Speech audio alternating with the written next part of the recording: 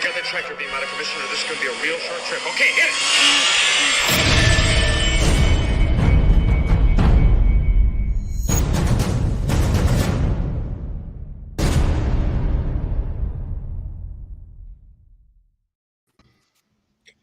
Hey there, collectors. Welcome to Product Spotlight, a show where we talk about exciting new Star Wars collectibles. Today we are joined by Tom Spina, owner of Regal Robot, makers of some of the most accurate Star Wars prop replicas available on the market today. And we are going to talk about an amazing new set. And you know how much I love sets. Prop replicas. So welcome, Tom. Thanks for joining us. Thanks for having me. And for that great intro. It's amazing, right? That's why he does it, because I would F it up. He did it. I'm still bowled over by the music. I was waiting for like "In a World." Yeah. We can do that, Tom. So dramatic. Like that's a heavy duty, little music lead in right there. This isn't your normal show, Tom. We gotta deliver, is what I'm saying. This is big time. This is big time. Yeah, this is true pressure. I like that in a world. Well, we're excited for everyone joining us in the chat. Just know that as we talk throughout this whole thing, please leave questions, comments, anything that we might be able to bring up during the show. If you have specific questions for Tom or for any of us, just let us know, and we'll try to get to those. We're not going to be able to get to all of them, but yeah, we've been looking forward to this for a while. Tom, it's been what you guys keep destroying everything that you come out with. It's amazing. The Rancor was incredible. The Rancor was unbelievable. Thank you. Thank you very much. Very well received by everybody. And yeah, we're just super excited for what's coming. So thank you. Yeah. Thank you. They just finished about a week and a half ago. They finished paint on the second wave of the Rancors going into people's homes. Those had to wait about a week for the clear coat to harden up, and then those have been getting packed up over the last week and shipped out 5 or 6 a day. One thing that I think people might overlook, and if you've gotten one, you know how packed they were in the double box and all of that. Mm-hmm. But there's usually like 1, maybe 2 people working on packing these things. So, when you've got a room full of 24 of these things, and all of a sudden you've now built 24, 26-inch cube boxes. Those are massive, and they fill the whole space. And then just one by one, you're carefully putting this thing in.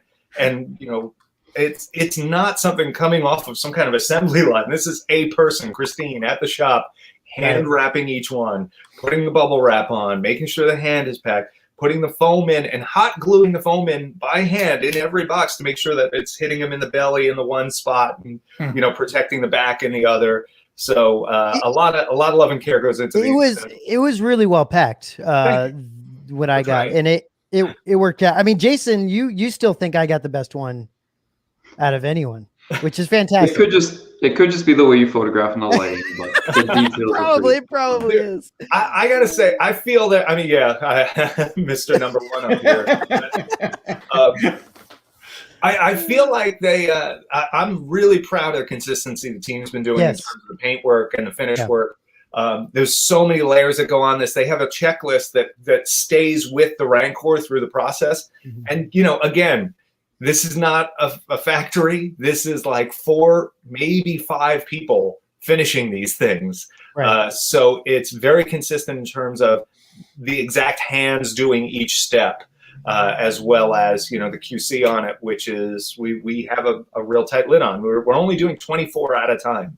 That gives a sense of, what you're really looking at on these. So, the people who got through like number 44, 45 or so, those are either shipped or shipping in the next few days. And then the next wave of 24 is actually coming into the studio in about 4 or 5 days. And then that'll be about a 2-week process turning those around, and then a week for clear coat, and then those go off, and then the next ones. Crazy. So, Tom, when I got it and I had it all set up in the basement, called the wife down to take a look at it for the first time.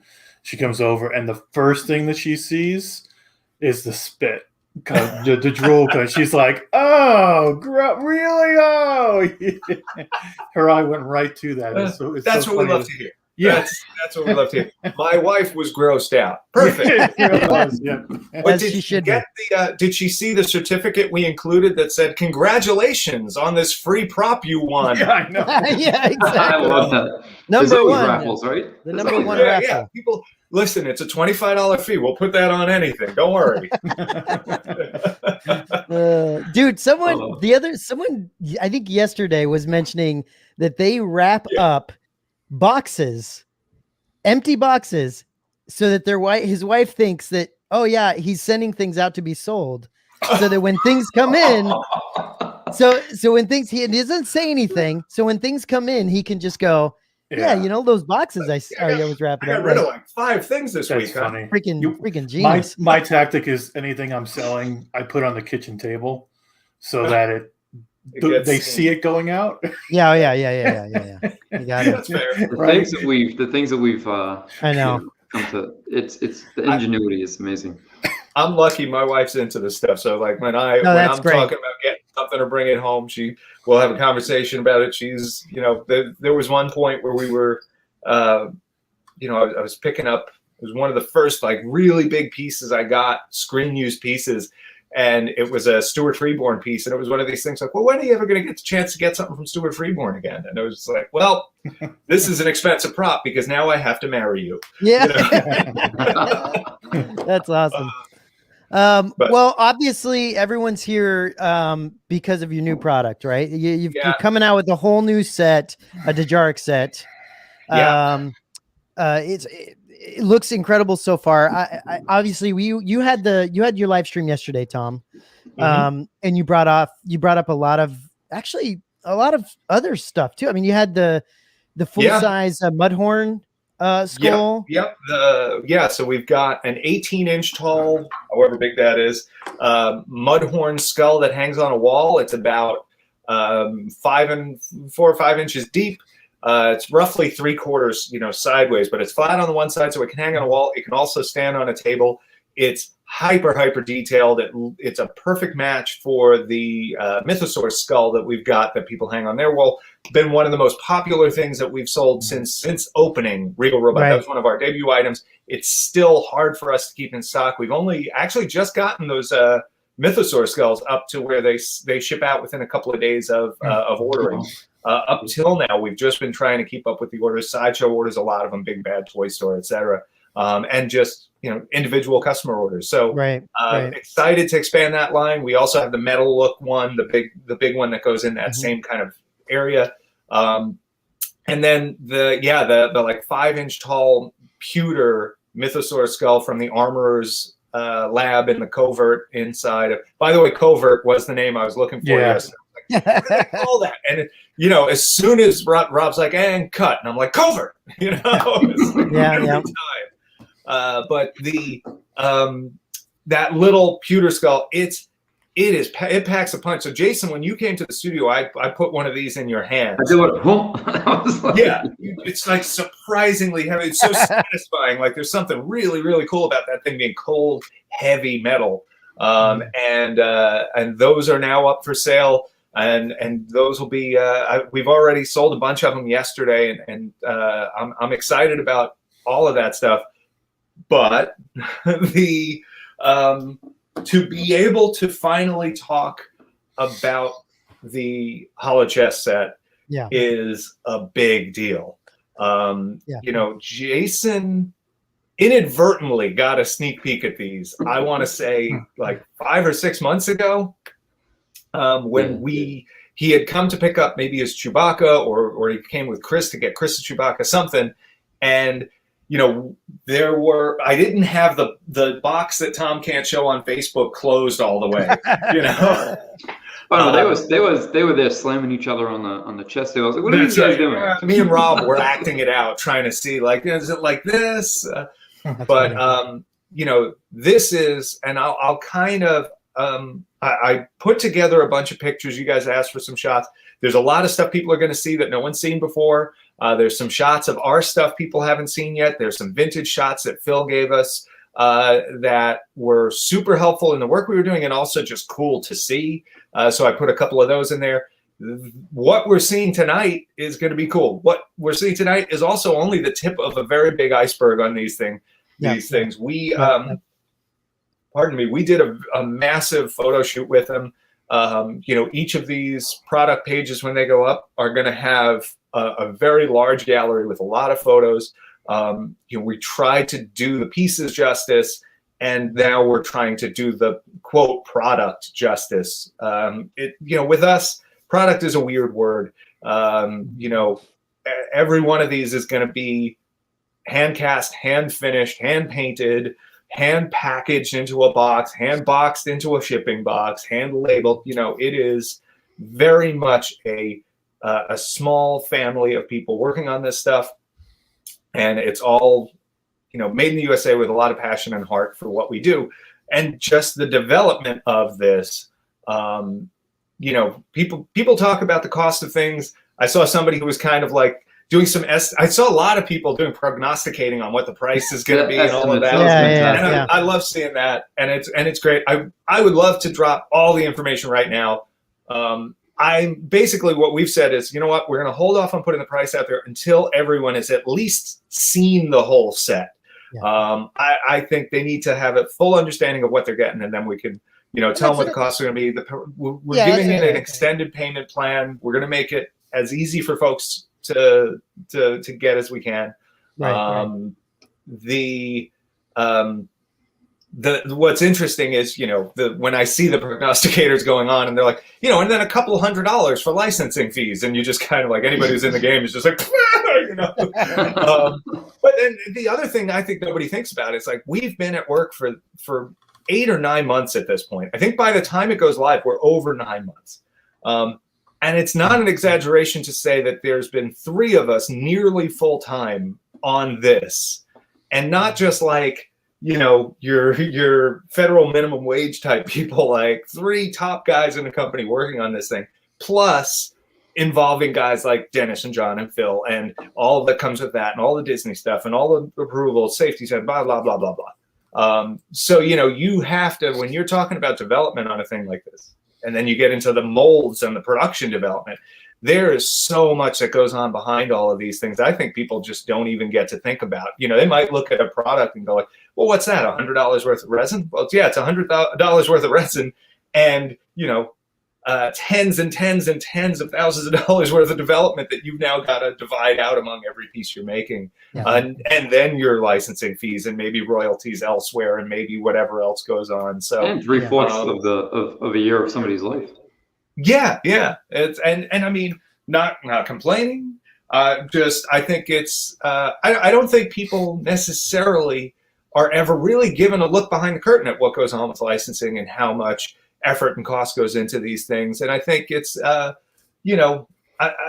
there's some of it that's contractual and has to be kind of kept quiet, and I get that. I think where we can share a little bit of that process, just if nothing else, it helps people understand. There's the illusion that if some licensed company A sells an item for $700, that they're making $500 on that product. And really, at the end of the day, if they're making $250, they're probably kind of lucky especially when you're doing things the way we do it.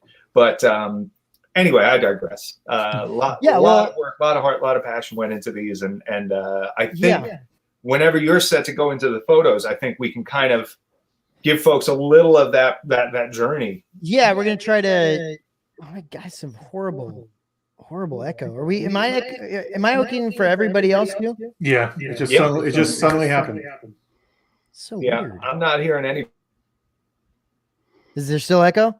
No. It's Tom. Is it me? All right, hold on. Yeah, it's okay. No, it's gone. It's gone. I think it's gone. Go ahead, try again, Matt. Okay.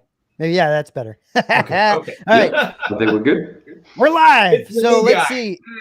Let's get it. Yeah, we're getting into the photos. So we've got a bunch of photos where we're going to go through with like history stuff, and we'll kind of talk through the whole deal. And Tom, you let us know what you can show us or what we can talk about and what we can't talk about, and we'll be I'll kind of careful here.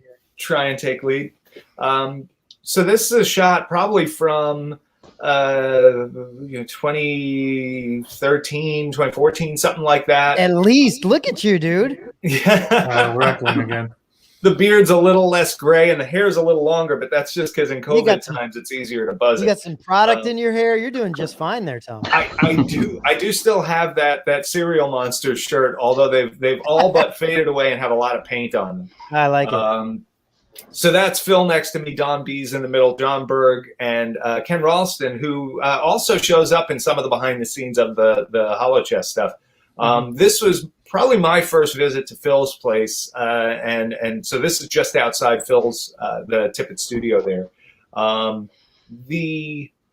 John is someone that I met in 2012 doing one of the panels for Star Wars Celebration. We were doing a panel on the Star Wars Cantina, and just really clicked, became fast friends, and one of my favorite people in the entire world. He's the type of person that, you know, he and I can get talking, man. But at that show, this just shows you the kind of person that John is. At the show, he was all set to go to dinner with my wife and I, and he gets a call.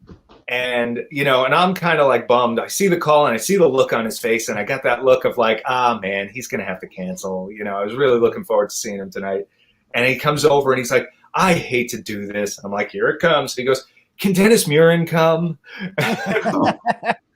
And you just kind of go like, yeah, Okay. I guess, you know. And that was where I first met Dennis.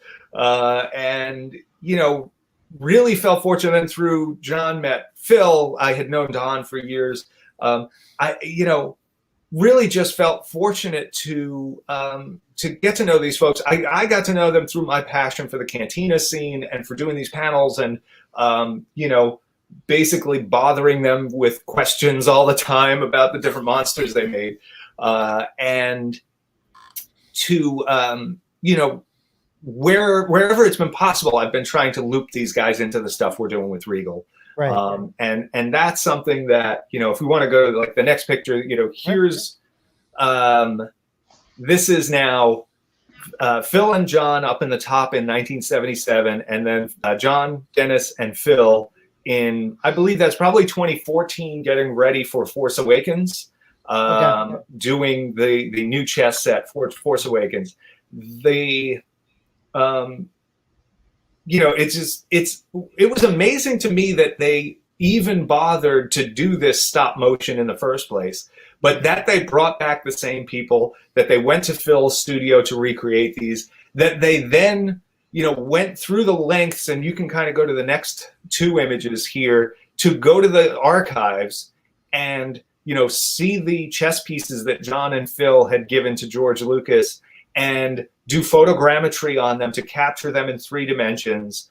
If you look at the next shot, I love this pic because you can it's tough to make out in this particular one, but just by Phil's thumb is a little, they had etched into the top of the table, like from John Berg and Phil Tippett.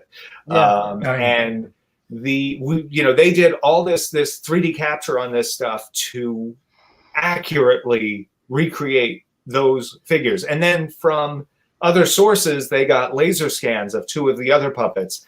And from another source, for the 2 lost characters, they wound up doing a capture on that as well. So all of this great effort, like the way we like to do it, they went through all of this trouble to match the originals as best they can. And the stuff they did was really outstanding. The next image kind of shows... Hold on, Tom. Before we go to that image, look at all the stuff in the background. That's a bunch of crazy stuff, dude.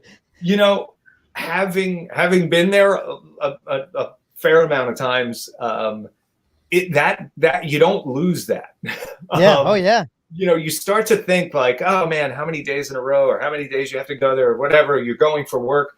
Nope, it's always freaking cool. Crazy, man. I'm not gonna lie, that is a very, very good part of my and it started before my job, because it was always these other things we were doing with Tom Spina Designs, where we were recreating stuff for commercials and things like that, or when we were doing restoration for the archives, here we are getting to go there and then help preserve this stuff, to be really, really up close and personal with so many of these pieces, to spend hours, days, sometimes weeks and months with certain pieces.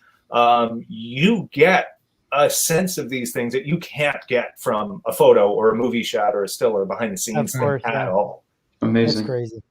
So these were originally created to be Cantina creatures? Is that right, they Tom? were, the way Phil and John tell it was they were working on the Cantina scene with Rick Baker's guys. They had a little garage type workshop, like a little industrial space, and on a shelf, Phil had a few little monsters that he was messing around with. One of them was something that he had made just for himself. And, I mean, I see this with the folks that I work with.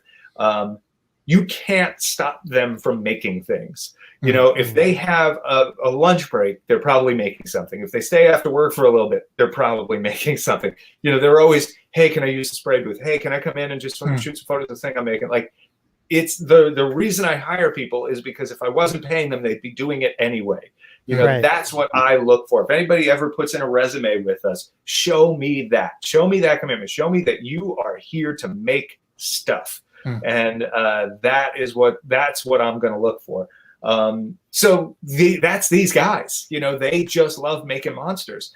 And so Phil had that guy there. They had also sculpted up a couple of other things that they thought, were like maquettes that maybe could be used for the Cantina or something like that, and wound up, being either too complicated, out of budget, just not the look George wanted, whatever.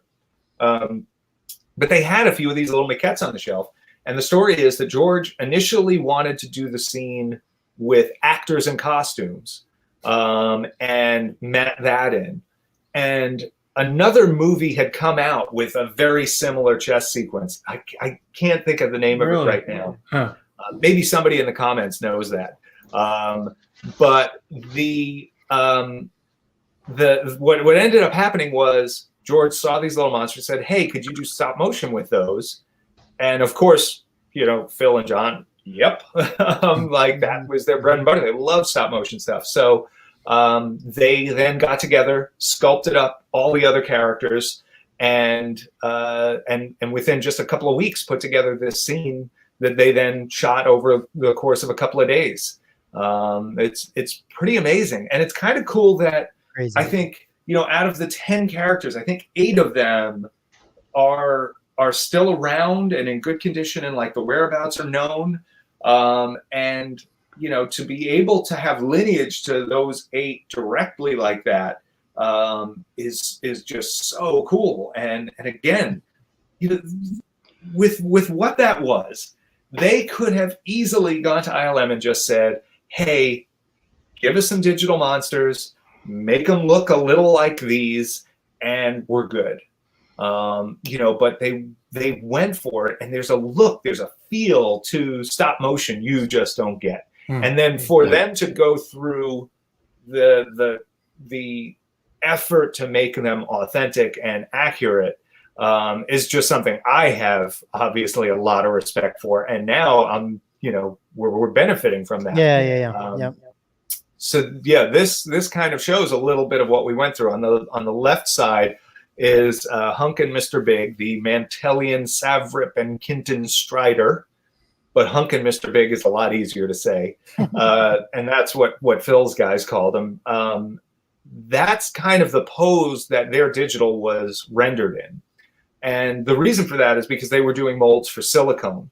And you needed T-pose like that to allow you to get the armature in and to allow the molds to open and close cleanly and not to have removable parts, because you want to capture everything in that single mold with the armature. It's not like a resin piece where you can take an arm off and glue it on later and patch it.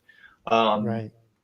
And then to the right of that is some of our stuff where we were messing around with the body slime. We eventually turned Hunk around. That's one of those times where we said, in the movie, he technically picks him up by the shoulder and under the crotch like this is. But we thought then the statue would have two faces. You would either, do I turn it around to see Hunk? Do I turn it back to see Mr. Big?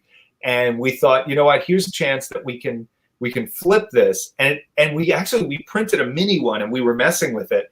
And someone put it together backwards. And it was just like, hey, that looks great. Let's just do that.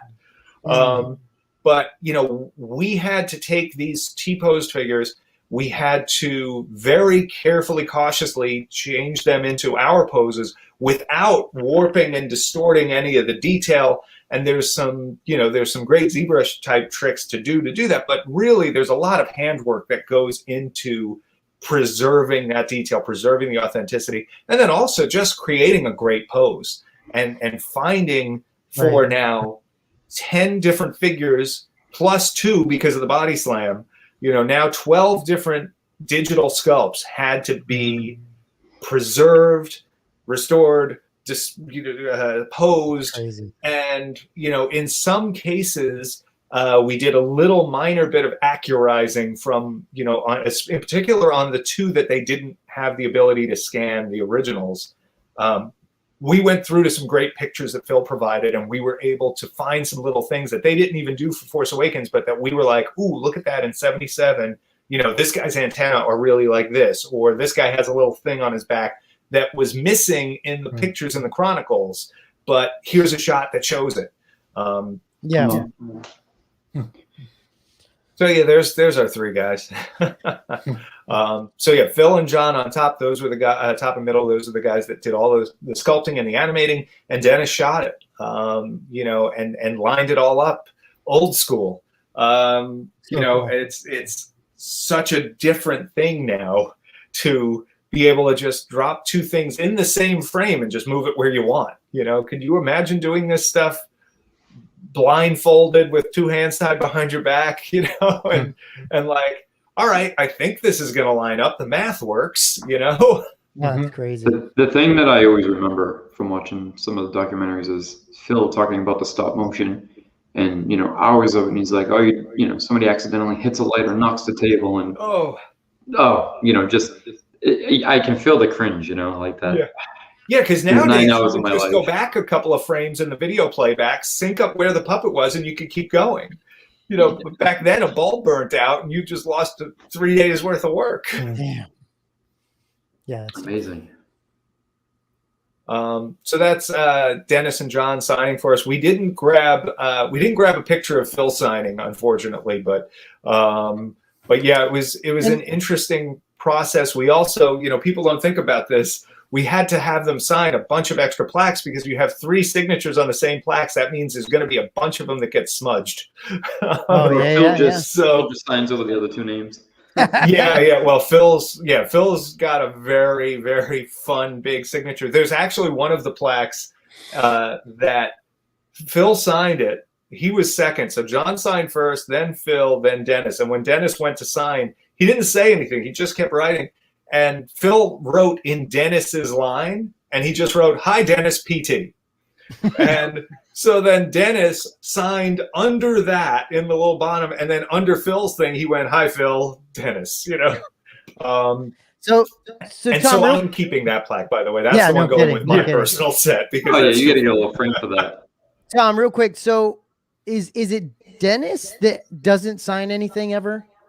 I don't know that I've seen him do a lot of signings. I felt really, really fortunate we had him on this. One, because it's such a direct connection to that original shoot, but 2, because he's one of the most brilliant special effects filmmakers I want to say in our lifetime, but I mean ever. It's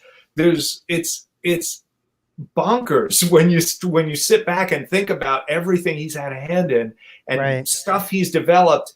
And I feel really lucky to have to be able to throw questions his way once in a while, or to spend a little time here and there and to chat and pick his brain. And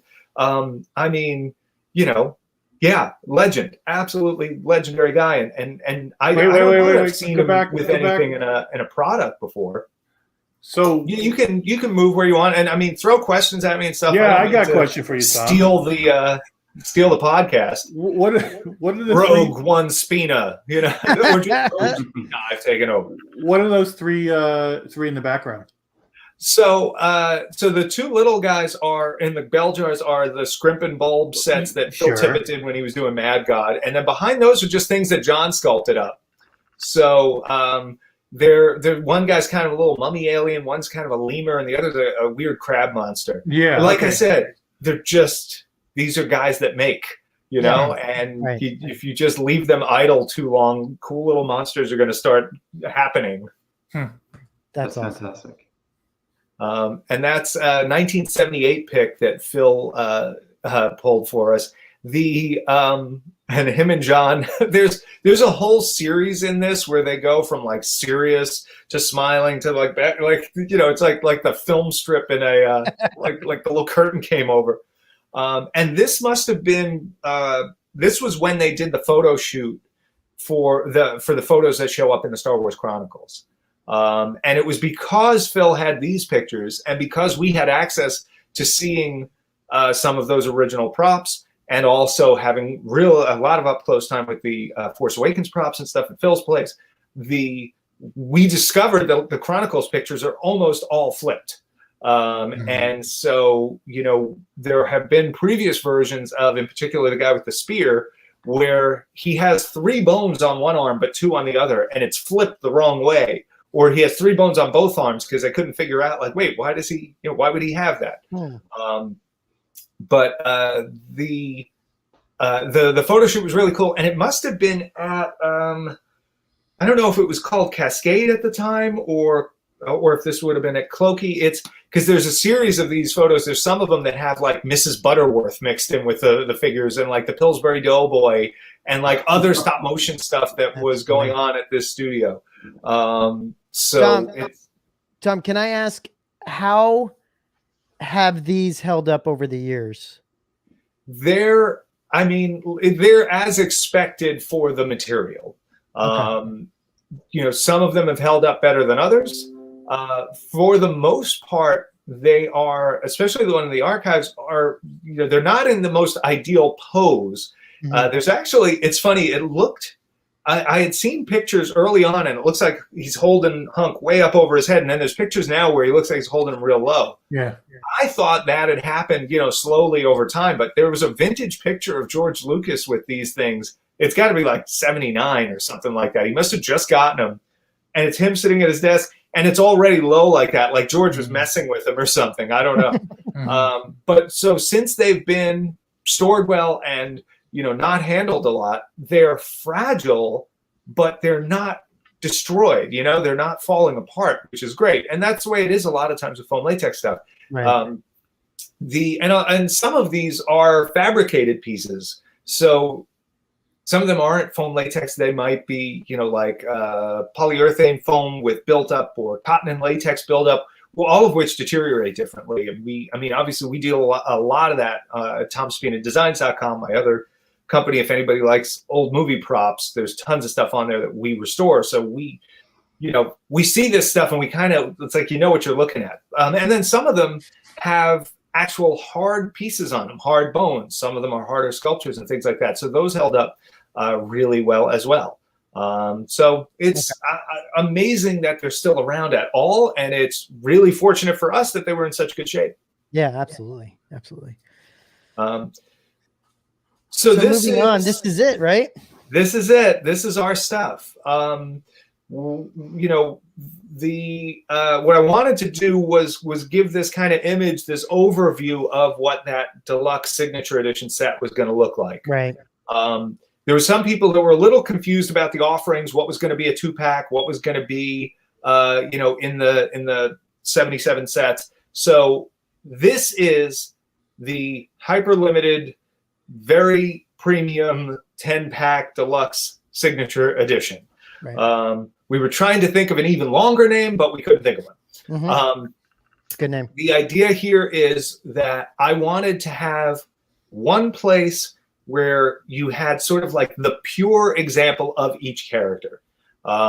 We toyed with the idea of putting like the body slam in here rather than the individual figures. And I'm like, this set needs to be 10 replicas. You know, the 10 different puppets that were made, 8 of which were in A New Hope, 2 of which were supposed to be in A New Hope, but then weren't, and then show up in Solo later.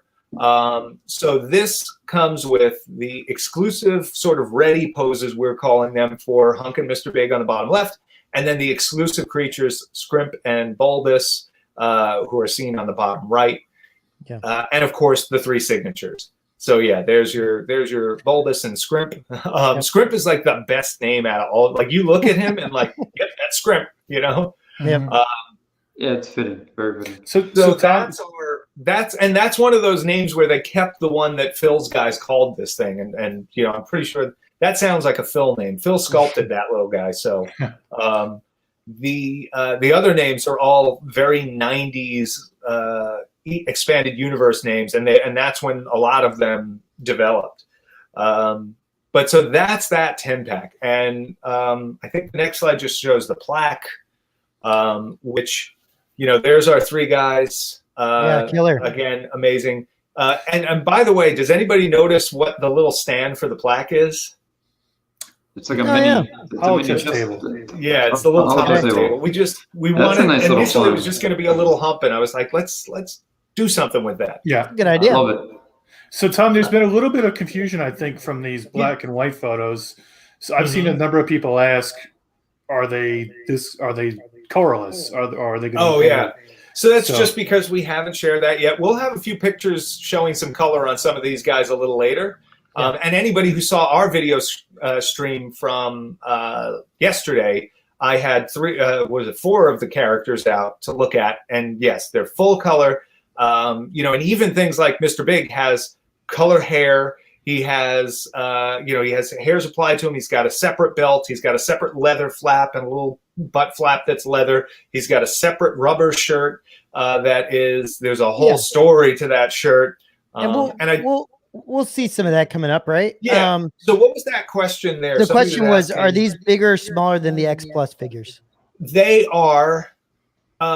X Plus was probably ever so slightly, and I mean, like, I'm talking like, you know, a couple of percent, slightly over the actual prop scale. Okay. But these are rigidly to the tune of having to redo a bunch of them 5 and 6 times over, accurate to the prop scale.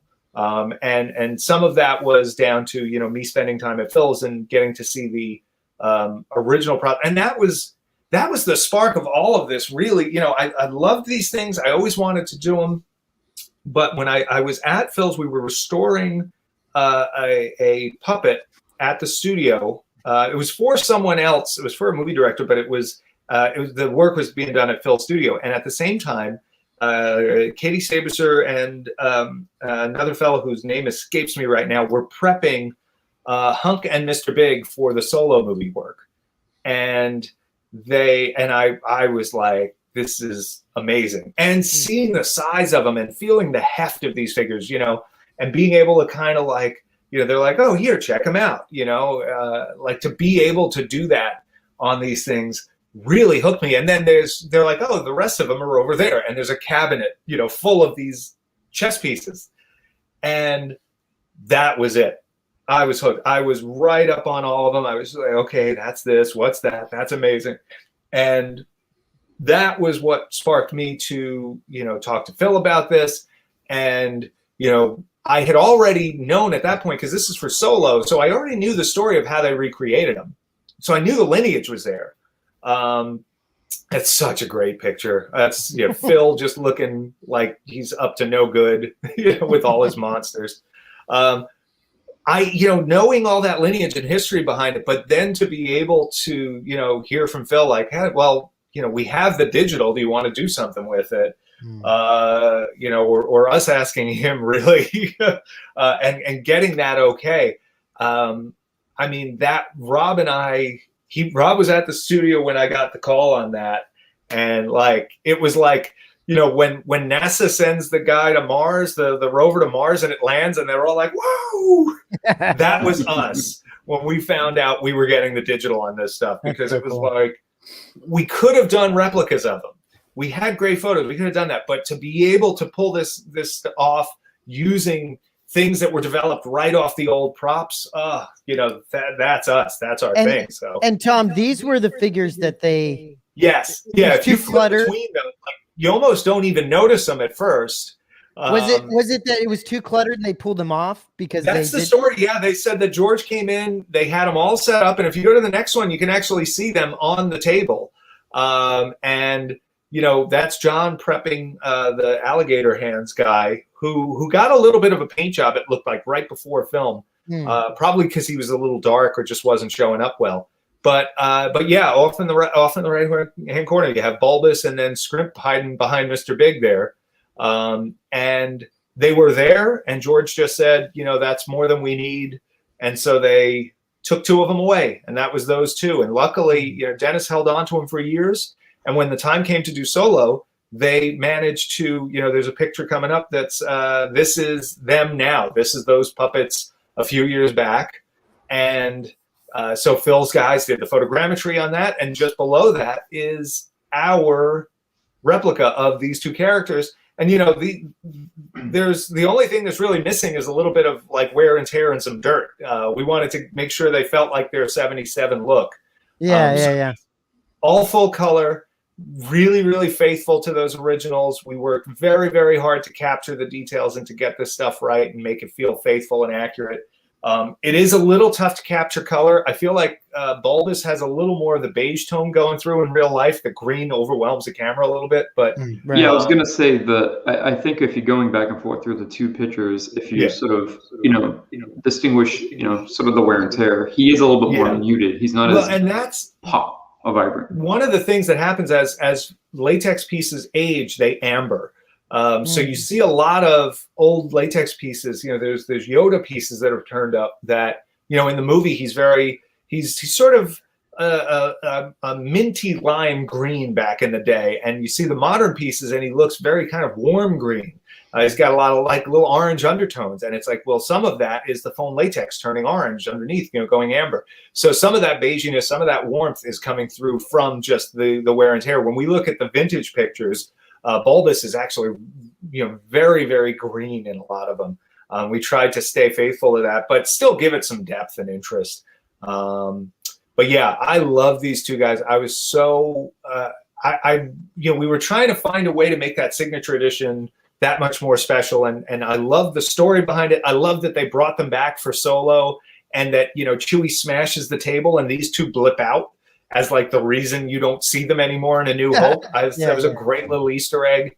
That's funny. And so that, and then now you've got, this is the exclusive hunk that comes, that poses exclusive to the signature set. Yeah, amazing detail. Thank you. And a lot of this is just us trying to be faithful to what was there and not modify what Phil's folks did. We did make a new hammer. Phil's guys didn't have the original hammer to reference, so they made a new one for Force Awakens, and it's fine, but we wanted to be really, really true to the A New Hope, and so Tony Cipriano at the shop went through and digitally recreated the vintage hammer from old photos that Phil had. And then Mr. Big coming up, the Mantellian Savrip, which, by the way, Mantellian is because it's Ord Mantell. So,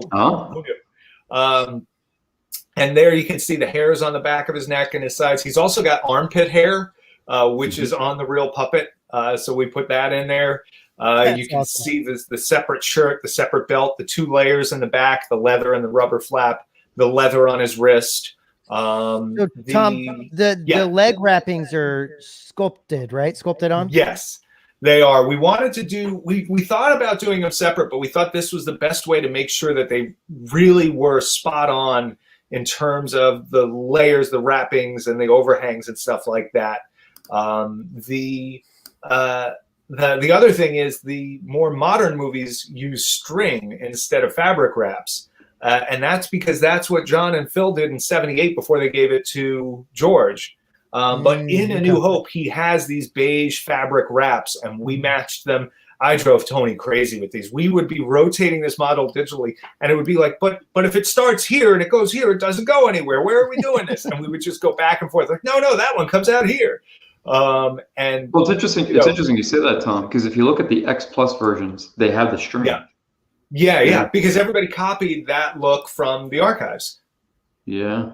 So this is how you're seeing Force it. Awakens, which So is this fine. is what you're getting straight from. In Force Awakens, his eyeball is a bit different. He doesn't have the pupil; it's just all red. And we have a really beautiful shot that Phil gave us that showed us a big close up of his eye, and you could see it was red with the black iris. So we put that in there too. Look at someone won the raffle. Ken, congratulations! Oh, your wife's going to be so happy. He's officializing it. Yeah. Oh, He's cool. getting smart, man. I love it. So that next shot is just going back to the 77 set. This is the stuff you're getting exclusive to that set. This plus the signatures. They've all got the beautiful black bases. They can all stand independent of the bases as well in case you have a table, or if you say bought one of the Regal Robot Cafe tables that really display these nicely. I'm just saying. We wanted people to have that option. And Tom, just so everyone knows, you will end up seeing all of these in color eventually. Like Tom's getting closer to the release date. We looked at it. We're like, we're almost a month away from the release. Like, we don't want to dump everything out there right now. Like, people have to have something to look forward to. I could say this: a week before they go live, we will put. And this is how we do it with all the big releases. A week before they go live, the product pages will go live with a full gallery, with full details, with pricing, with shipping, all of that. Great. So you will have a week to make a very informed decision, and you will have 2 or 3 weeks leading up to that to learn more about what we did here. And we have a lot of cool stuff in store to sort of share a little of our process, and I think I hope people are enjoying seeing a look at these, and I think they'll really enjoy when we get to start showing some of the other photography. Like that shot of Hunk kind of looming over the camera is an indication of some of the pictures we have, and I can't wait for folks to see them. That's awesome. So this is the other side of this, right? Correct. So much like the Rancor, which you guys remember sold out in about 36 hours. Yeah. That 77 sets is a very low number. We did 83 of the Rancors. These sets, we actually toyed with making it an even lower number because it's going to be, relatively high ticket item. But 77 is just such a good number for that we were like, we could do 60, but no, you gotta. But that being a very low, I mean, how many collectibles are out there that have a number under 3 digits, let alone, under thousands or tens of thousands? Oh, yeah, sure. That set being so low, we needed some other way for folks to get a hold of these. And I wanted to do it in a way that would keep that set really unique, keep that set special. And the way that we came up with that and still make whatever else we were doing limited, but available to folks. And so what we're doing is a limited time rather than an edition number for the 2-packs. So when these come out on May the 4th, as people purchase them, they will have I think it's about 45 days to pick up a set or all of the sets or whatever they want to do. After that point, these are retired. There's these particular sets you're not going to see again, and the editions for each of them will be capped. One other thing I'm going to add in, and we just added this today. I had to clear it with Lucasfilm this morning, and we got the okay. We are going to do numbered plaques with the 2-packs. Oh, good. We had heard a few people who had asked about it, and we just said, we hadn't planned on it. We had only planned for a plaque with the big set. So each one will just be, it'll be the plaque size like we do with the Jabba maquette and the Gamorrean, that sort of shorter plaque. Mm-hmm. And as a size reference, the plaque that is shown with the big signature set is 7 inches wide. So it's a very big plaque. So that just gives you a sense of the scale of these things. Wow. So Tom, let me ask you a question about that number, and then because I immediately go to thinking about numbers. So let's say I decide I want to go buy multiple of these 2-packs. I want to get one of each. Yep. Will you match the numbers between all of them? We will not. There will be no requests. I'm sorry. Unfortunately, we don't know how many of each are going to sell. So we can't say you're going to get number 47 of this and then number 47 of that if we didn't even make 47 of that. Right. It's also, and this is, no offense to everybody, we get a lot of requests for that stuff. And our official answer is after you have purchased something, you can make a request. And if the number you're requesting is higher than what you would have gotten naturally from your purchase, we will consider one request to do that. Mm-hmm. We can't always promise it. If someone has requested it earlier, we won't do that. But it's really tough to keep track of all of this. And there is one person doing this. So for these guys, we're going to say this is, the number you get will be the number that comes up when you purchase it. If you were the fifth guy to purchase it, you're going to get number 5. The challenge is going to be, there's no real good way to make matched sets on these. And if you want a matched set, then buy the signature set. Well, and you weren't gonna do it anyway, Tom. So it's, all these sons of bitches can just hang out and they don't have to. We're trying. I mean, and that's the thing. Look, the reality is you're more likely to get a lower number on something this way than you would get a match set. Right. And really, these are individual sets of their own. So, if you wind up getting number 20 of the Chlor Slug versus, number 70 of the Body Slam, well, if that's the number you would have gotten, would you really want to bump all those other ones up? Some people might, but unfortunately, there's just too many moving parts. And it's tough. I mean, they get hammered with these kind of requests, and it's just sort of like, you know what? I don't know how a lot of the other companies do it. We make an effort where we can, but sometimes it's just got to be, look, the number you get is the number you get when you order, and we'll do the best we can. No, understandable. So this gives a little sense of scale. This was, it's a naked Mr. Big now that I realize it. This was the before pre-paint Mr. Big and Hunk. And in addition to the black bases that you saw in those other pictures, this one comes with a clear base as well. And that's because we figured folks would want to put this on a table. All of the other figures freestand, but him, because of the way the weight works, he can't stand freely.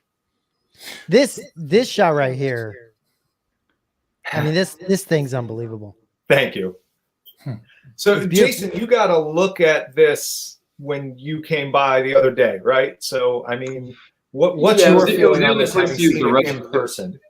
It was the only place to use the restroom on the way back, so I figured I'd stop there as a convenience. But I thought this piece was not only impressive in detail, but also in scale. And I think the image is sort of hard to convey that. I mean, this guy stands, he's over a foot, approximately. At least from what I can remember. I remember him being. Yeah, it's right about there. Yeah. Yeah, and he's quite, the interesting thing is he's quite hefty. He's definitely got a little bit of weight, which I like the base to sort of, like you said, the other ones being standalone, this one, that base sort of helps neutralize that. Yep. So you're not putting them up and having them tip over.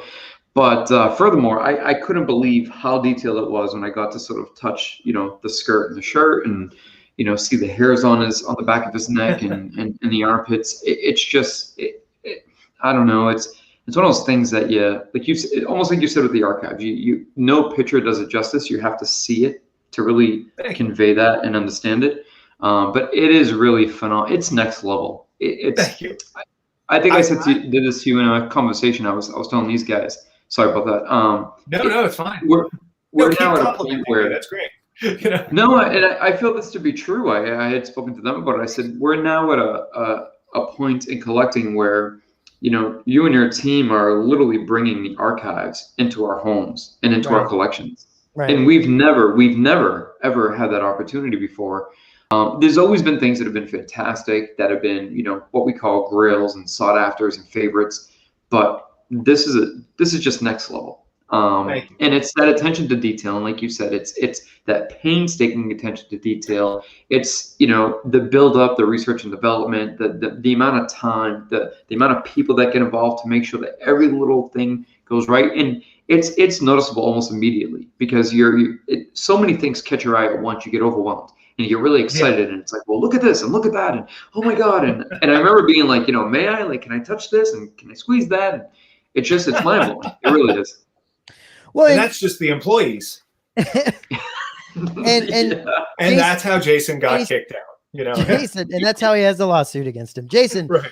Well, we talked about last night that like Star Wars, like one of the best collecting like licenses that one of the best things you can collect because it was made at the perfect time in history where people were just like slapping things together, taping things up, painting things, throwing them on camera and plastics, and like it's the perfect thing to collect because after that everything started to kind of get to the point where they just 3D print and do all this other stuff. It's like everything's so crisp, or it's too clean, or it's you have all the found parts in Star Wars. Right. You have this. I mean, when you start to go down the list of talent behind the scenes in Star Wars that were not like, Phil Tippett wasn't Phil Tippett at the time. Right. Yeah. Dennis Muren wasn't Dennis Muren at the time. All of these guys who would become absolute rock stars in the industry. There were so many of them packed in. Rob Bottin, Rick Baker, just on this side of the pond. Chris Tucker on the other side of the pond, not the actor, the guy who did the Elephant Man. Stay with us. But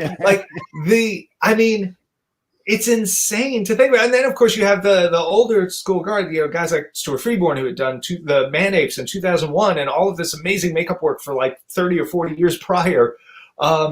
It's hard to get your head around like this much talent happening at one time, and Dykstra and all the ILM guys. I mean, you could literally go on forever. But all of that happened at the same time, and it was at the perfect time in terms of the way movies were made. It was at the perfect time in the way effects were done, and they revolutionized some of the effects industry, but they didn't push it so far that it became, sort of what some of it is now. There is still a lot of great practical stuff being done now. There are shops out there to do amazing work that still inspires me every minute of every day. Yeah. So I wouldn't want to talk badly about it all. But on the whole, I definitely get your feeling where it's just like, it's different now, and that time, it was magical. There's no other way to put it. Crazy. It's crazy. And it's also amazing if you think back at the sort of, catalog of movies that we all grew up on. Not to assume everybody watching, but most of us here in this chat. Right. There's so many blockbusters and favorites and just things that hit home that you can say, and these guys are all part of that. And it's phenomenal. I sometimes sit and think, what is it like to be them, to know that? Because there's such an intimate relationship with these movies. There's nostalgia, there's sentiment, there's all these things that you connect with, whether you're a child or a teenager. As you grow up, then you have these things as you're older, the classics, you revisit them to revisit those good times in your life and to have those memories, and to create something that has such intimate or visceral emotional reaction in a human, just through a creative process. That part of it fascinates me. And you're right, you have such a great group of guys that just worked so well together, and it was just like peanut butter and jelly. It just came together so perfect. Yeah, thank you. It's like right there. Like, how did all of this there's is this some sort of important moment in time? Is this like Back to the Future, where everything had to go through 1955? Like, it's amazing. Like 77 is one of those. And I think you had said something about just that visceral connection, that reaction to this stuff. It's more than nostalgia. It's baked in, like it's in the mold for us. And to me, I am like, I'm an original props guy in addition to, collecting replica stuff. When I collect, I usually want the stuff that was seen on film. And I find even with good replica props, there is a feeling you get from having a one-to-one representation of something you saw either on screen or behind the scenes that made what you saw on screen, that directly connects you to the making of that movie or to the movie itself in a way that toys just don't do it. Other products don't do it. Posters don't do it. Props, one-to-one props, even costumes to a degree, to me, don't hit it the same way. when you have something in your hand and you can look and you'll be like, oh, there's Phil and John messing with these same puppets, like there's this direct connection, and there's something that just fires off in your brain that it's like it lights up that Star Wars pleasure center or wherever that exists in here. And I mean, that's the way it is for me. I love, look, any collector loves that rush of getting a new piece in. And I've been really lucky. We've done a lot of these like commercials and things like that where we've had to recreate aliens and things. And I remember when Brian Lewis, who's a guy who sculpted with us for years and still one of my best friends, he had sculpted the goat alien, the Gotal alien from Star Wars. And he sent me a copy of it. And this was one of those times where, sometimes you open up a replica and you're like, oh yeah, it kind of looks like it. Or like, oh yeah, that's a good replica. This was one of those times where it's like, I opened the box and I just looked at it. And it's just like, that feels like the thing. Like that feels like the real deal. And that moment really was like, this is what we strive for. Like, I want people to put that Rancor on a shelf, walk out of the room, because you got to do that thing where you put the new prop on the shelf and then you walk out of the room and then walk back in the room and be like, let's see, is that in the right spot? So it's like, I wanted people to look at that or catch it out of the corner of their eye and just, feel that instant connection back to from Star Wars to Jedi and seeing, Phil walking the puppet in the little thing with Dennis shooting it, or to feel that shot where the guy's got his hand in the thing and he does a wide angle, like roar at the camera. Like, to me, that's what I want to capture. That's what I want to feel when I see it. And I'm not going to pat myself on the back too hard here, but the Rancor was one of those ones where I have the Paintmaster that in my office, and I literally catch it out of the corner of my eye sometimes, and just the little cock tilt of his head there, man, like it just kills me. I'm like, oh crap, that's him. Like, I mentioned when we do the unboxing, I said, that slight tilt, that ever so slight, where he's ready to kind of just like, yeah, it's amazing. One thing I find, it is. And one thing I find interesting, especially with getting these pieces, the reason why I love acquiring these pieces specifically, it's, you don't get the chance to go into the archives or to see all these details in the movie and, the things that are by design and how they made it work. So when you're getting the prop replica, for example, seeing the drool, how it has the little hole and how it's coming out, you're like, so in addition to enjoying the piece, but you also get this sort of like education of, well, that's how they did it, because you're seeing it replicated.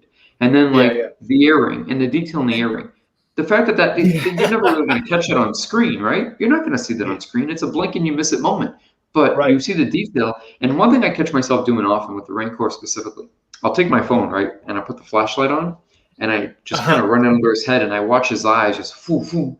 And I've done it like 10 times already. It just gets me every time.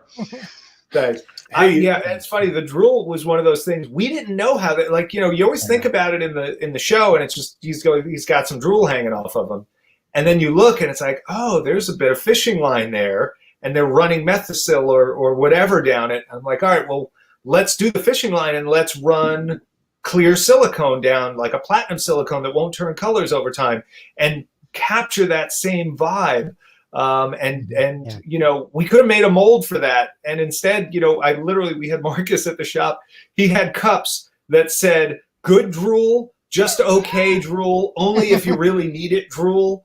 And he was just sitting there literally dripping them like kind of one by one and putting them on a little stand. And then he'd examine, he'd be like, this goes in this cup. No, this is just in an emergency drool. That's funny. Hey, Tom, can you point towards your Star Wars pleasure center?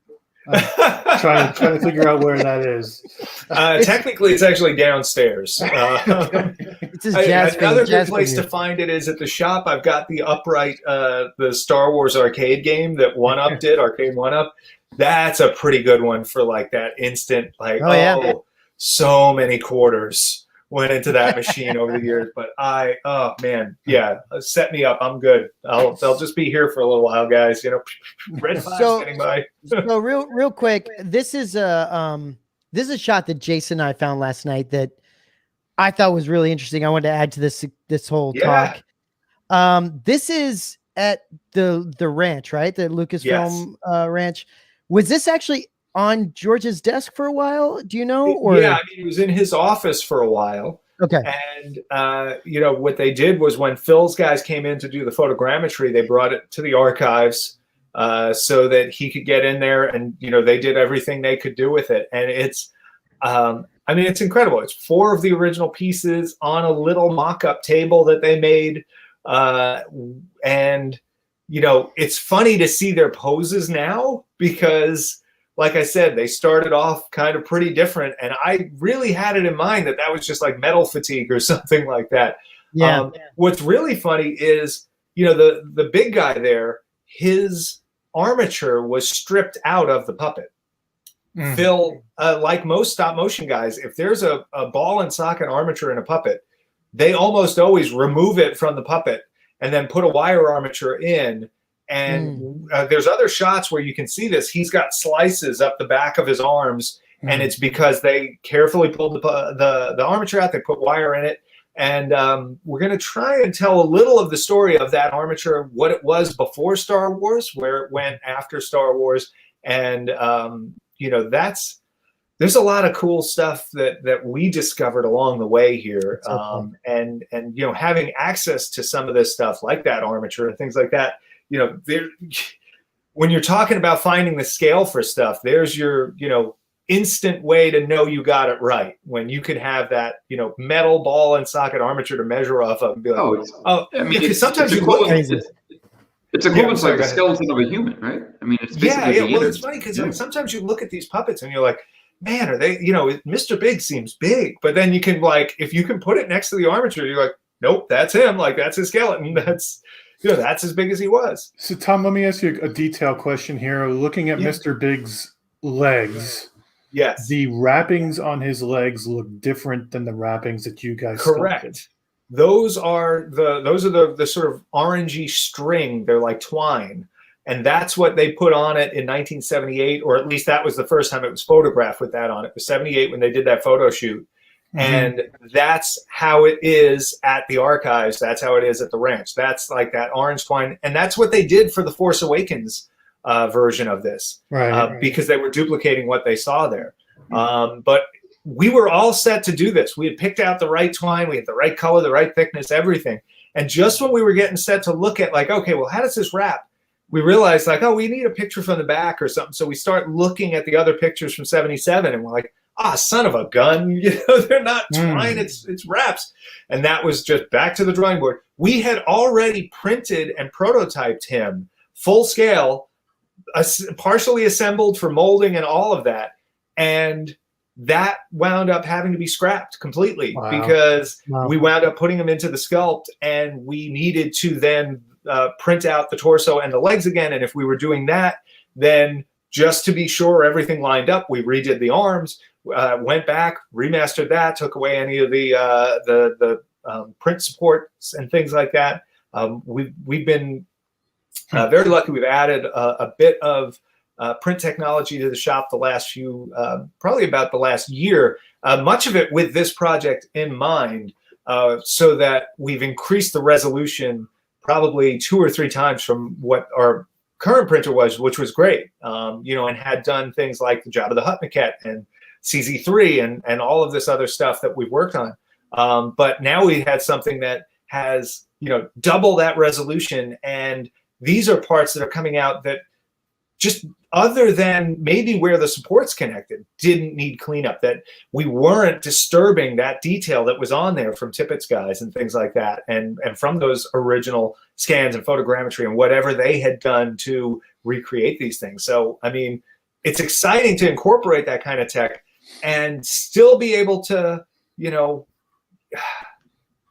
be obsessed about the details enough that when something like that comes up, go like, well, it stinks that we have to print it again. It stinks that we have to go through, we had already gone through some of this effort of doing some assembly and everything, but it would stink more to do the wrong string wraps on the legs and have someone look at A New Hope and go, wait a minute, he doesn't have string. Right. And, you know, to be able to look at the movie in 4K now and go, yeah, there they are. You know, there's weird little, you know, beige wraps made it something we just had to do. Yeah. Okay. So I wonder if when they went to go retrieve that piece, they're walking out like, I knew George would break this. Yeah, it could be. Like, who posed this thing? Well, and that's the challenge with old latex stuff is, you know, it's when it is over time, it gets fragile. So, you know, you have these things that maybe get stuck in a bad pose. The Rancor's a little like this. He's all armatured. They basically did, you know, an armature in there so that he could be kind of posed and then put on display. But he's in a real weird pose. And even to us, folks that handle this material all the time, restore all of it, there are times where things can't be moved without destroying it. And that's one of those. You know, he's in a weird pose and you go like, oh, well, you just lean him forward and then lift the head up and move this arm back. And you could do that, but you turn him to dust because the foam is like graham crackers in there. And Crazy.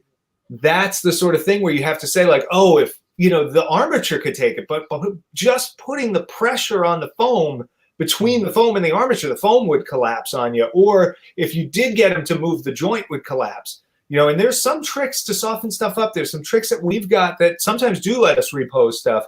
But I would suspect that these guys are, you know, pretty rigid at this point. And, you know, you would be in real danger of doing damage to them if you tried to really repose them. Yeah. I hear, like, not to go back to it, I just find it funny because in my mind's eye, like, you know, reading a book, you kind of build up the story. So hearing that, you know, everybody assumed that it just gradually degraded over the years, but the early picture, you know, I could just picture them being like, George, I want to give this to you. It's very fragile. Don't touch it. Thanks, guys. I appreciate it. Oh, look at this. Oh, ooh. You know, and then do one of those. Nobody saw that, right?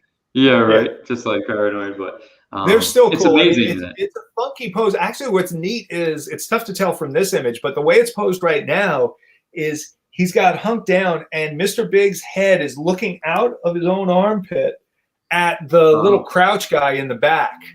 And it really is, it's like, you know, he's in the middle of this big move, but he's like, what are you up to? You know, giving the look a little like, oh gosh, when Superman catches the Flash out of the corner of his eye in, is that Justice League? Is that Batman versus Superman? I think it's Justice League.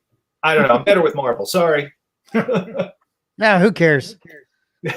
Right. Sorry. Podcast. Star Wars.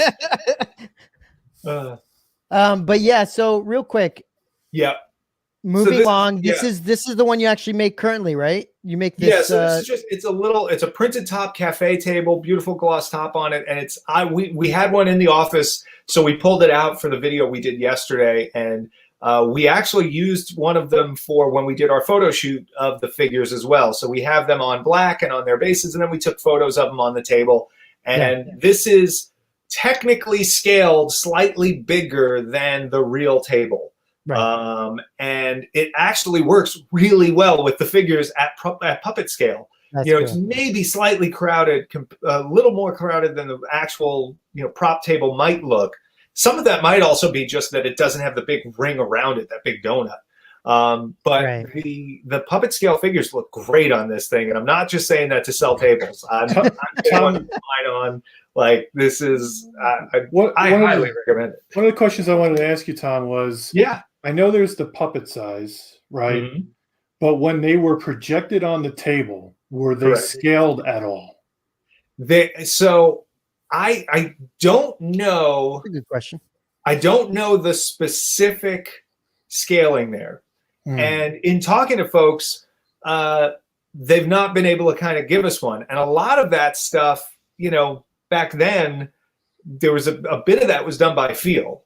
And what I would just say is, on the table, to me, they look a fair bit smaller than they do as puppets. My guess is, if I had a guess, so I would say the Galaxy's Edge set is too small, but that's a guess. This is my feeling on it, so I don't take this as gospel. But if I had to guess, it's somewhere between, you know, the puppet scale and the Galaxy's Edge set.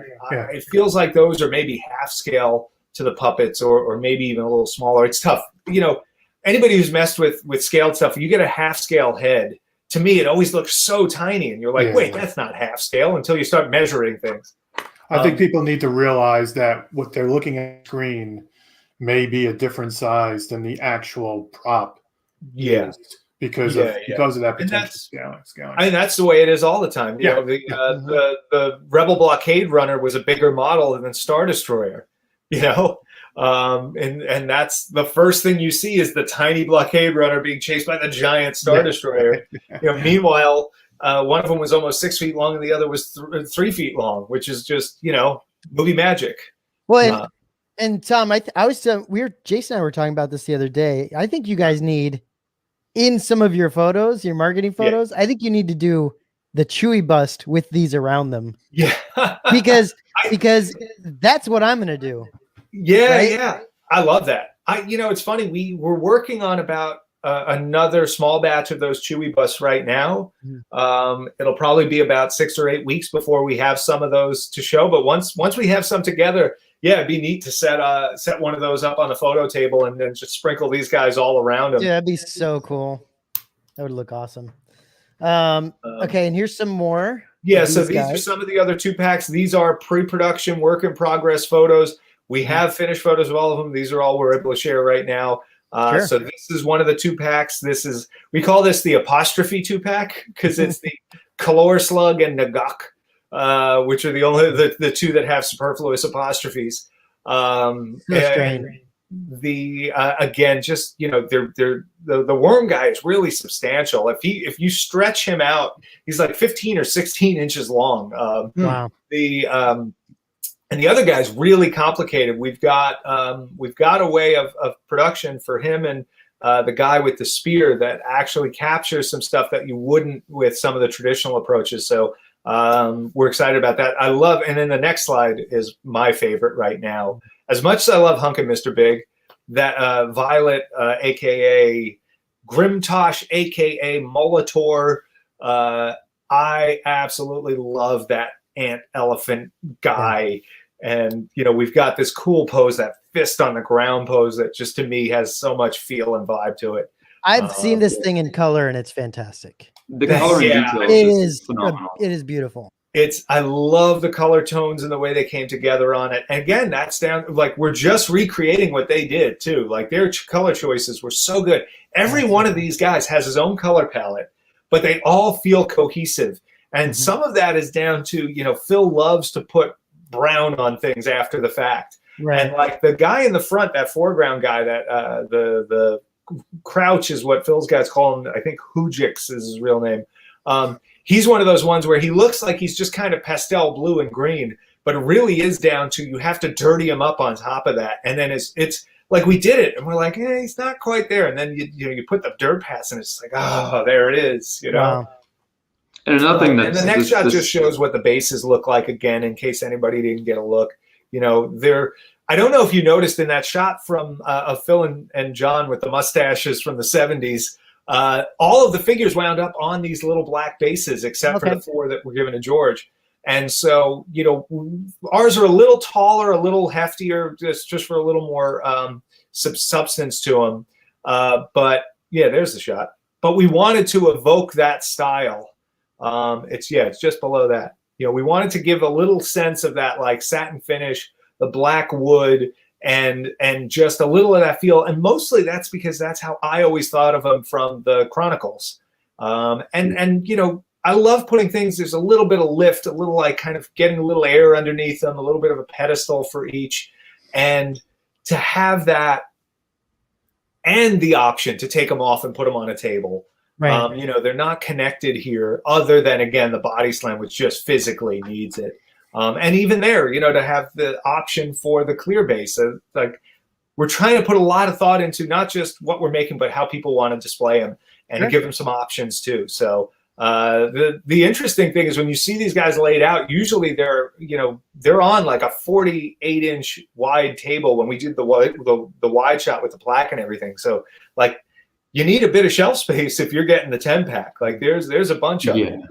That's so cool. Some of these pieces are a lot bigger than they again, the perception, the worm and the purple ant, elephant guy. Like I remember, I assumed, oh, this will fit in my hand, and he was quite cumbersome.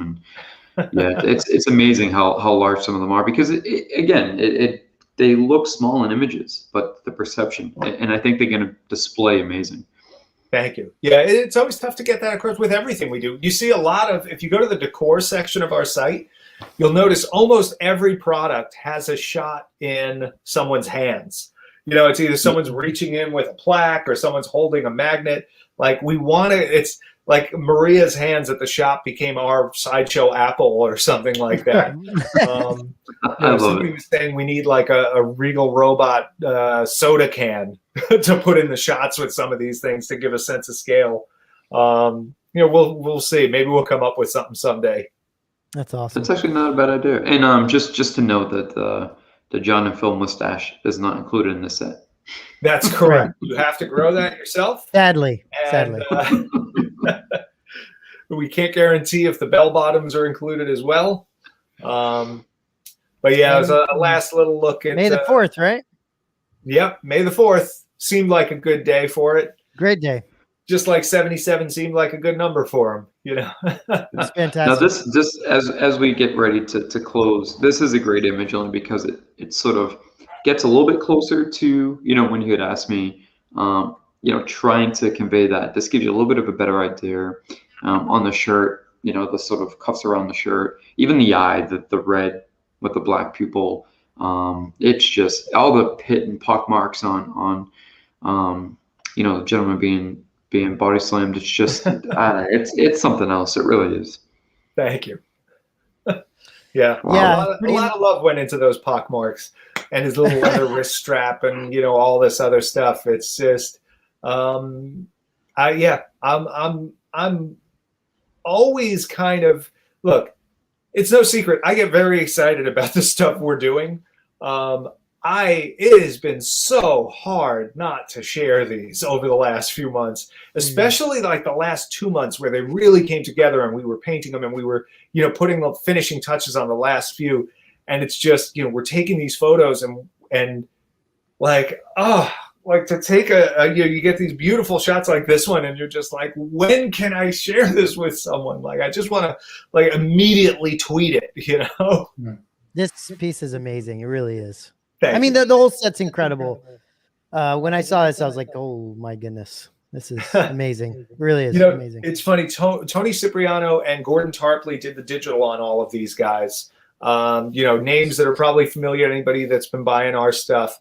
But Tony had a great thing on this post. So I gave him the basics of what we were looking for on this. And Rob and I would go through and he'd kind of go like, do you want the head this way or this way? And, just some broad stuff. But Tony did this. And when we had that moment where we flipped Hunk around, Tony did that digitally and then he started spinning it. And so he's an ex Disney animator. And he's like, this isn't an in-between. This is a key pose. This is a keyframe right here from every angle. And as he's rotating it, we're like, yes, that's it. And it's that kind of, capturing a moment and putting it out there. So much of what we do is pretty static. We still can get a lot of character in, like, like we were saying, Jason was saying with the Rancor, with the head tilt and things like that. This is one where we got to have some fun and be overtly posed, overtly dynamic. And it's a weird place for us because it's not where we normally play, but man, it's a lot of fun when we can. Yeah, you can see the dynamic in there and it's fantastic. Thank you. What you can't see very well is his armpit hair, but I assure you it's there. I think it got fuzzed out when we were doing the photo edit, but that was one of those things.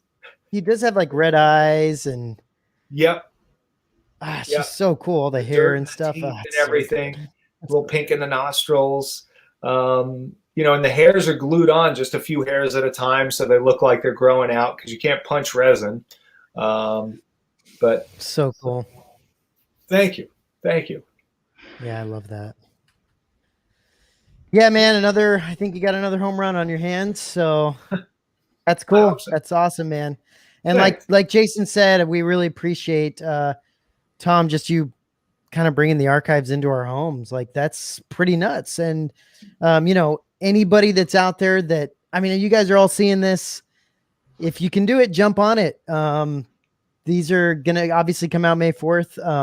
Don't miss it, because I'm guessing a lot of you missed the Rancor, and that probably doesn't sit very well with you. And so you might not want to miss this. It's just putting that out. Yeah, you don't want to end up paying double. Exactly. Yeah, exactly. Yeah, don't wait till the Rancor goes on eBay for $6,000. Yeah. You know what? Rob would be real mad at me if I didn't say this too. We have an email list. It's right on our website.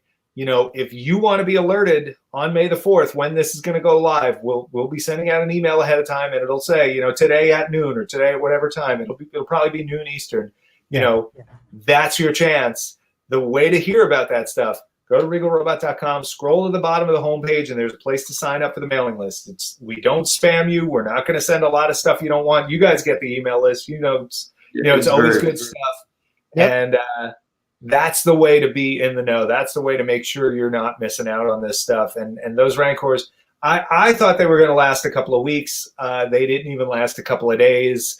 I was so proud of that in a way. Like I genuinely feel bad for all the folks that wrote us afterwards, but so happy for the folks that did get to bring those home, and I'm so excited. Yeah, Rob's not mad. I just saw the thing. That's because I did it. Otherwise, I was going to kick my butt tomorrow. Tom, real quick, I know that most people know this, but for the few that don't, or for few that may have concerns when the price gets posted out there and all the speculation, just a quick rehash of the fact that they can paste this over quite a bit of time. It sort of allows that to be a little bit more. Exactly. And there's sort of two factors to price on stuff, or a few.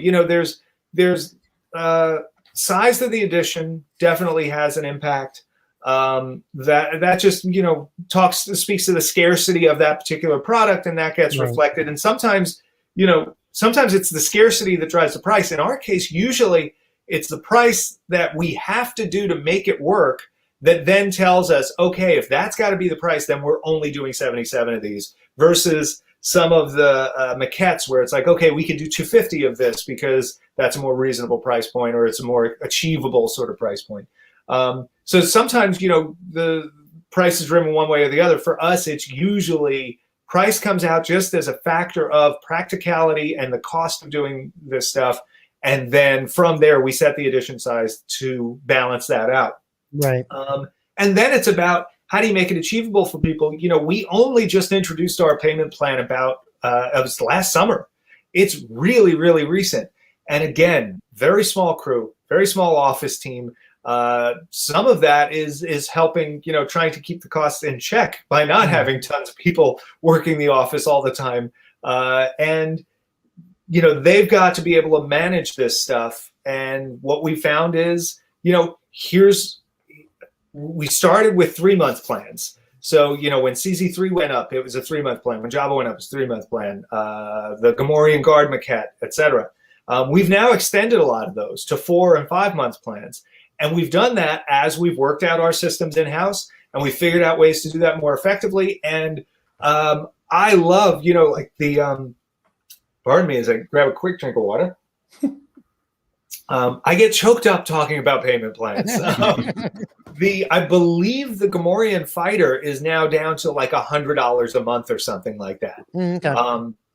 And we've worked it out where we can, do these more extended plans without adding a ton of administrative work. And now we're starting to roll out those longer plans on things. So these are going to be, it's a 7-month, 8-payment plan. You put 1 deposit down, you then make even payments for the next 7 months. And it's going to be like that for the 2-packs as well as the big set. So even the 2-packs, you're going to have extremely reasonable plans, things that really you're not going to feel month to month. Yeah. And it'll be a chance for people to bring, if they can't get that set, whether they don't get it soon enough or they just, it's out of their budget, there's an opportunity for them to bring either, the original Trilogy 8 in the form of those 2-packs home in some way, or a few of their favorite characters. You know, maybe there's somebody who got the X Plus set but want the other 6. Well, and that's an option for them. That's the nice thing about this whole deal you got going on, is that there is a limited set that you can only get if you're gonna, you know, whatever the cost is, and Right. it's gonna go away. But there's also a timed edition where it's like, you know, it's very reasonable, and you can still get a piece of it, right? You can still get something. Yeah, and if people reach out after 45 days and say, "Oh, I missed out," you know, that's when we have to like, well, we're sorry, but we gave you a really long window to order this. Right. You know, this wasn't a day and a half. So, you know, that's the kind of thing. I'd also just say, you know, even on those 2-packs, order early, get those lower numbers if you can. Make sure you get yours locked in. We actually had someone that, you know, we've had a few times where people thought they ordered something because they order everything we get, and realized after they didn't, and then they missed out on an edition. And, you know, I just feel terrible, but it's like, it's over though. I can't do it. Yeah. You know, we try and guard those editions really closely, and, you know, we don't want to water things down after the fact. So, don't miss the chance. Definitely jump on this stuff. And that again is salesmanship. Yeah, no, and I think with the payment plans, it does make it attainable. Yeah, and again, these aren't statues, these aren't figures, these aren't toys. These are prop replicas. These are built to a standard that is very different from a lot of other stuff. And you know, people are going to see that over the next few weeks as we release more information about them, as we release more photos, and eventually the pricing. People will see everything that went into this, and hopefully will absorb the excitement and sort of take that in that we have for it. And Tom, you know, something else that I think people need to really appreciate is you guys can claim something. I think some of these other people that are out there, other companies that do stuff, some can't, some can. I think you guys can do this very well. You can claim lineage on some of these products. Yeah. On most of these products, not a lot of other people can do that. And that's a huge deal. And I think I really that's such a big thing to be able to say, is that these are coming from something in the movies, something that was on the actual movie that we all love, right? Yeah. That's amazing. It really is. It's really cool. And I love, you know, there's times for me as a collector that does a lot of screen use stuff, the replica stuff that appeals to me is always a lineage thing. Right. You know, there's the occasional rare, like hand sculpt that someone did that was just so fun or faithful or whatever, something about it grabs me. But for the most part, if I'm gonna buy a replica, I want something that came out of the original mold, or I want something that is a casting, or was scanned off a prop, or, you know, is otherwise linked back to the archives or Lucasfilm, or, you know, people that worked on the movie worked on it. That's another form of lineage. You know, the same guy who sculpted it for the movie sculpted it for us, that kind of thing. I appreciate you picking up on that. That's something we put a lot of effort into, and it's nice that folks notice. Well, it's not like you're not going to buy a bunch of Marvel or DC stuff and they're going to be like, it has lineage like that. No one says, like, Star Wars can claim that. Right. Yeah. And it's just so it makes what you collect so much more special, I think. And so, yeah, here's a quick question. Will you announce the final edition sizes once the buying period is over? Yeah, I think we will. You know, we haven't. We were kind of talking about. That's a great comment about Steve, by the way. He's like, grrr. Somebody needs to put a graphic over his head. I'm like, over my head. You could put it on my head. There's a lot of room. Oh, I know. Oh, so sad. You know, Rob and I were talking about that this morning. I think we're going to play that a little bit by ear. But you know, I think because one of the things we said was like, oh well. What if one of them comes up real low? Like, what if the worm guy set, there's only like 20 of them that people bought, which could happen, and we're totally, like, we're prepared for that. That's fine. Mm-hmm. The trick with that would be, like, we're going to tell these people, it's just, he's like, that would be a great selling point. I'm like, yeah, but we'd be announcing it after they were sold, you know? Yeah, right. So it'd be neat to me. I kind of think we'll probably do it, but we're going to have to play it by ear. And there's also some stuff where, I think, you know, people will probably figure a lot of this stuff out on their own. You'll probably get a lot of fans who are sharing the numbers they got as they start getting them. Sure. And I've seen them do that with other editions of things in the past, where people have gotten cool sideshow statues or whatever, and they, where they don't necessarily announce the edition, or they cap it at some point, and they're like, oh, well, I got this number, oh, I got that number, and everybody just tries to figure out who got the highest. Yeah, right. That's but cool. I think we'll probably announce it. I think it'd be neat to share that. That's cool. Well, guys, we don't want to take too much of Tom's time. We don't want to take too much of everyone else's time. I know you guys waste your lives watching us and other things like this. So we really appreciate you guys hanging out in the chat, everyone kind of getting to see just the amazing stuff that Regal Robot's coming out with currently. And I know you guys have a lot more in store, Tom, ahead. Yeah. And that's exciting for all of us. We're really always pumped to see what you guys come out with. So thank you, man. Yeah, I mean, the way to think about it is 9 months ago, we were working on this, and we've only just started talking about it. Just think what we'll be talking about 9 months from now. I know, it's crazy. Which sounds like I'm pregnant, but it's terrifying. It's terrifying. I don't know. That box behind you looked a little bit pregnant on the show. Yes. Yeah, you never know what's going in. Tom can't share on Facebook box. Yeah, exactly. But yeah, guys, if you have any other questions, I'm sure, Tom, you're going to be putting up posts and everything like that throughout the month that they can comment on and question and all that kind of stuff. Yep. Follow us. We're at Regal Robot on all sorts of social, Twitter, Facebook, Instagram, etc. Give us a follow there, and definitely sign up for that newsletter. This is not salesmanship. This is how you don't miss out on this stuff. If you're seeing anything you like in what we're doing, and if you say like, ooh, they're working on new things, I wonder what that is. That's how you find out. Social is kind of hit or miss. That email list gets right into your inbox, and it's just, that direct feed of, hey, by the way, we just did this, Yeah. And Tom, thanks again also for giving us your time and giving us a special look at this stuff. It was greatly appreciated, and I know the community appreciates you kind of working through it and talking through more of it. So I'm so honored to have been here. I thank you all for your time and for each of you giving so many of our pieces a good home. That means a lot to me. Absolutely. I love seeing them in the background. I love seeing you guys talk about them. We're definitely keeping an eye. No, I'm kidding. We love seeing that stuff, and it's just anybody who does follow us on social notices, there's a ton of customer picks there. We just love seeing our stuff in people's collections. So please keep those picks coming. It's amazing. And thank you guys for sharing so much of what we do. It means the world to us. Awesome. Fantastic. Always. All right, guys. Thank you. And look out for more at Regal Robot and their Facebook page. And what's up? Yeah, real quick. Our next show is going to be group therapy. And that's going to be a special version of group therapy, because it's going to happen on Saturday morning, noon Eastern time, and we're going to have a bunch of our European friends join us on the live stream. And we will be talking more about this, I'm sure. Yes, absolutely. Be a big topic, so. All right, guys. Thanks, everyone. Thank you. Peace out. Bye.